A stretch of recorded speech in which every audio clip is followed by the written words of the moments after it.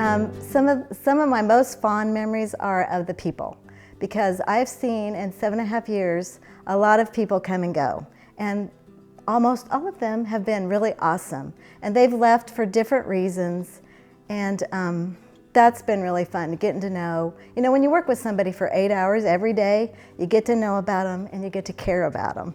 And then when they leave, that's hard. So it's really fun though, sometimes they'll come back and visit us, and I really like that.